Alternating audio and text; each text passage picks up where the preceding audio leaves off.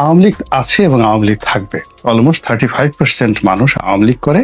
আপনি তাদেরকে দমিয়ে রাখতে পারবেন, তাদেরকে মূল রাজনৈতিক কর্মকাণ্ড থেকে আলাদা করে রাখতে পারবেন, কিন্তু তাদের হৃদয় থেকে, মন থেকে আপনি নৌকা, জয় বাংলা, শেখ হাসিনা, বঙ্গবন্ধু এই নামগুলো মুছতে পারবেন না। এগুলো থেকেই যাবে। বর্তমানে যারা আছে শেখ হাসিনার তুলনায় সব দিক থেকে দুর্বল, সব দিক থেকে অসহায় এবং সব দিক থেকে দক্ষতা এবং অভিজ্ঞতাহীন একটা গোষ্ঠী।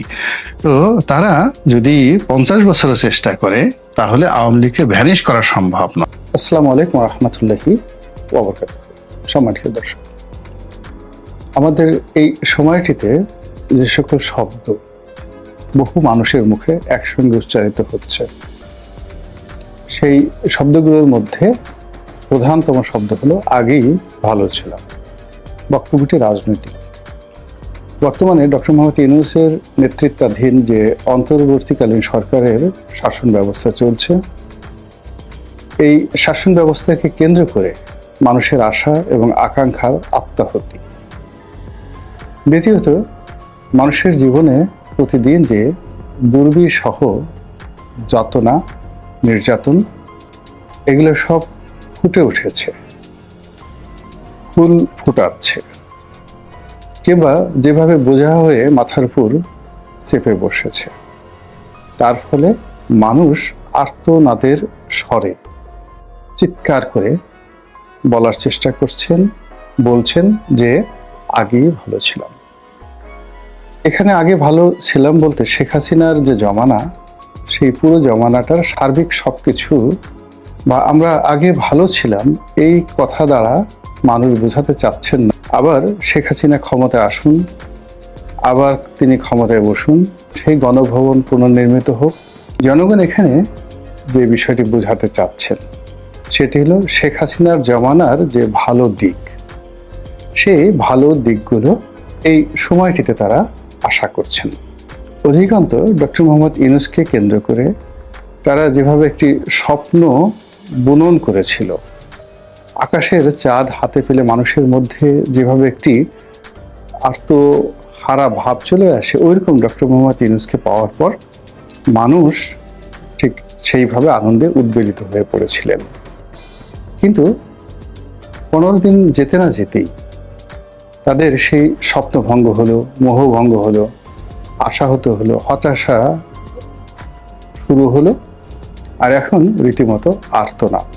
এবং সে আর্তনাদ ভয়ের আর্তনাদ, সে আর্তনাদ বেঁচে থাকার আর্তনাদ, সে আর্তনাদ ঘৃণার আর্তনাদ। এমন বাংলাদেশ তো আমরা কখনো চাইনি, কিংবা এমন ডক্টর ইউনূসকে তো আমরা কখনো চাইনি, এরকম একটা শাসন ব্যবস্থা তো আমরা কখনো চাইনি। এর জন্য তো আমরা রক্ত দেইনি, এর জন্য তো আমরা রাস্তায় নামিনি, এর জন্য তো আমরা শেখ হাসিনাকে অভিশাপ দেইনি, এর জন্য তো আমরা এটা করিনি, ওটা করিনি। আরো বহু কথার সারাংশ হলো এখনকার চাইতে আগেই ভালো ছিলাম।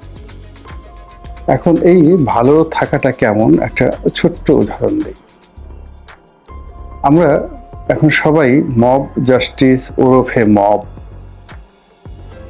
যা হচ্ছে মবের নামে, সেই মব ডাকাতির কেউ কেউ শিকার হয়েছি, অনেকেই হয়নি। কিন্তু এই মবের যে ঘটনাটি, সেই ঘটনাটি আমরা এখন ঘৃণা করতেও ভয় পাচ্ছি, এমন একটা অবস্থা হয়ে যাচ্ছে। গুলশান, বনানী, ধানমন্ডি থেকে শুরু করে এমন কোনো এলাকা নেই যদি কোনোদিন শুনি যে উপদেষ্টা আসিফ নজরুলের বাড়িতে মব চালানো হয়েছে।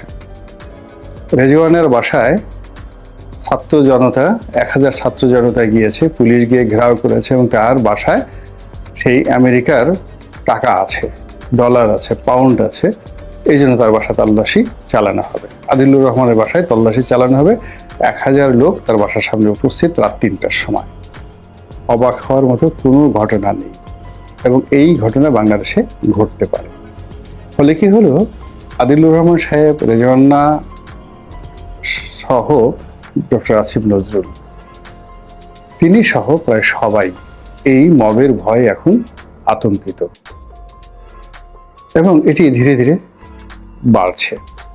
সরকারের অনেক উপদেষ্টা প্রকাশ্যেই বলার চেষ্টা করছেন যে আমরা এখন আর এই মব জাস্টিস মেনে নেব না, কঠোর হব। কিন্তু কঠোর হওয়া তো দূরের কথা, ডে বাই ডে এটি আরো মানে কি বলবো, ম্যাটিকুলাসলি বেড়ে যাচ্ছে।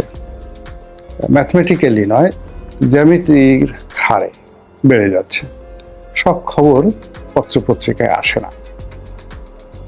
ছোট্ট একটা উদাহরণ দিলেই বুঝতে পারবেন যে এই গুলশানে যে ঘটনাটি ঘটল, ডক্টর এস টি ইমামের ছেলের যে সাবেক পুত্রবধূ, ডক্টর এস টি ইমামের সাবেক পুত্রবধূ মানে তার ছেলের সাবেক স্ত্রী, তিনি এক গার্মেন্টস ব্যবসায়ীকে বিয়ে করেছেন। সেই ব্যবসায়ীর সঙ্গে জনৈক রাজনৈতিক নেতার অন্তর্ঘাত ছিল, দ্বন্দ্ব ছিল, সংঘাত ছিল। তিনি একটা মব সৃষ্টি করে সেখানে সেই বাসায় লুটপাট ভাঙচুর চালিয়েছেন। 3 জন ধরা পড়েছে। এরপর থেকে সরকারের টনক নড়ল এবং তারা বলল এটা বরদাস্ত করা হবে না। কিন্তু আজকে এই ভিডিওটা করছি মার্চ মাসের 12 তারিখ। গতকাল রাতে মোহাম্মদপুর 7 মসজিদ রোড এলাকাতে রাত্রে একটা বাসায় মব চালানো হয়। 50 থেকে 60 জন ছাত্র জনতা, তার সঙ্গে পুলিশের ডিবির একজন কর্মকর্তা এবং আরো কিছু পুলিশ। যে বাসায় এই আক্রমণ চালানো হয় বলা হয় এটা হলো মানিকগঞ্জের জনপ্রিয় যে মেয়র রমজান আলীর বাসা এটা, এবং এই বাসায় শত শত কোটি টাকা আছে। এবং যেটা শোনা যায় যে এই বাসায় সে টাকা উদ্ধার করে দুই পক্ষ, আপনারা তো বুঝতে পারছেন দুই পক্ষ কারা, যারা ওখানে উপস্থিত হয়েছিলেন, তারা সমানভাবে ভাগাভাগি করে নেবেন এই চুক্তিতে গভীর রাতে সেই বাড়িতে হামলা চালানো হয়। আপনারা সবাই জানেন যে মানিকগঞ্জের মেয়র রমজান সহজ সরল একজন জনপ্রিয় ব্যক্তিত্ব। তার ভাই উপজেলা চেয়ারম্যান এবং দীর্ঘদিন ধরে তিনি মানিকগঞ্জ পৌরসভাতে মেয়রগিরি করছেন। তার আরেকটি পরিচয় হলো তিনি শিল্পী, সাবেক সংসদ সদস্য মমতাজের সাবেক স্বামী। তো এত কিছুর পরেও মানিকগঞ্জ গিয়ে খোঁজ নিয়ে দেখেন যে রমজানের জনপ্রিয়তার মান কোন পর্যায়ে। তার এবং তার ভাই এমনকি মমতাজের বিরুদ্ধে দুর্নীতি, অনিয়ম, লুটপাটের ন্যূনতম কোনো অভিযোগ আছে কি নেই। তো এইরকম একজন জনপ্রিয় ব্যক্তি, এরকম যে যার জীবনের পুরো অংশটাই রাজনীতিতে ব্যয় করেছেন সৎভাবে, তো তার নিজের বাসা নেই ঢাকাতে, তার মেয়ের বাসা ওখানে। তার সেই মেয়ের বাসায় এসে এই মব সৃষ্টিকারীরা পুলিশের সহযোগিতা নিয়ে রাতে তাণ্ডব চালালো। রমজানকে খুঁজলো, রমজানকে পেল না, টাকা খুঁজলো, টাকা পেল না। এরপর তারা মানিকগঞ্জে খোঁজখবর নিয়ে জানলো যে mister Ramzan is a good man.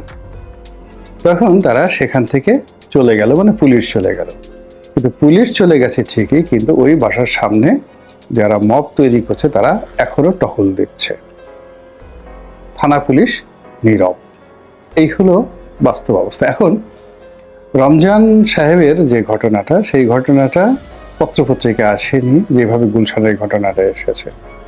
যেভাবে 32 নম্বর ভেঙেছে ওটা যেভাবে পত্রপত্রিকা এসেছে, বুলডোজার থেকে শুরু করে হাতুড়ি দিয়ে যেভাবে অন্য সব জিনিসগুলো ভাঙা হয়েছে সেই জিনিসগুলো আসেনি।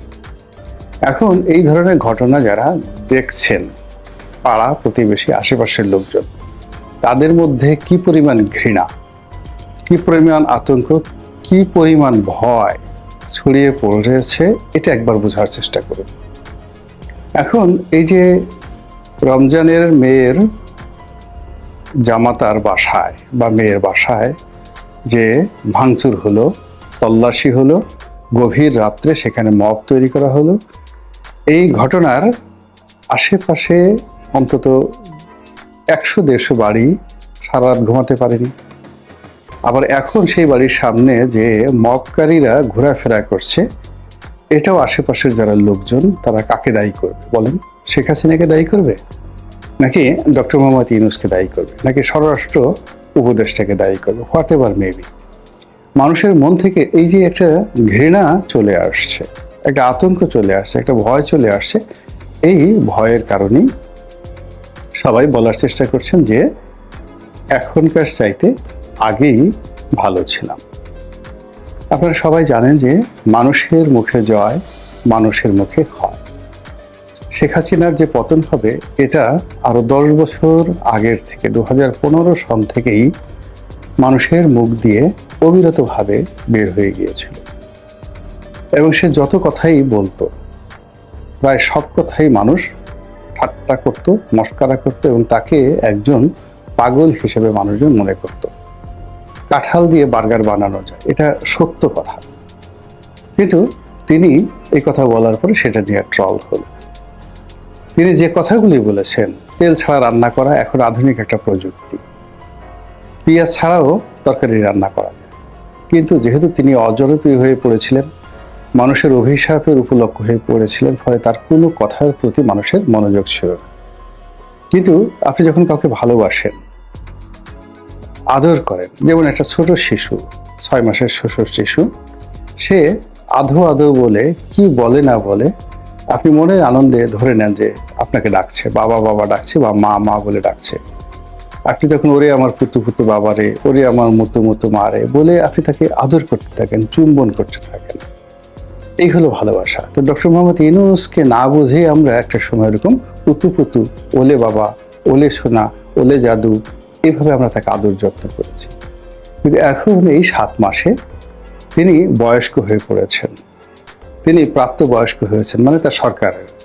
এখন আর আমরা কোনো অবস্থাতেই একটা অবোধ শিশু সে বিছানায় বসে যে কর্মকাণ্ডগুলো করে, সেই কর্মকাণ্ডগুলো আমরা যেমন তার যুবক বয়সে মেনে নেইনি, তদ্রূপ এই 7 মাস পরে সরকারের যে কোনো কর্মই সেটি যদি ভালো না হয় আমরা মেনে নিতে পারছি না।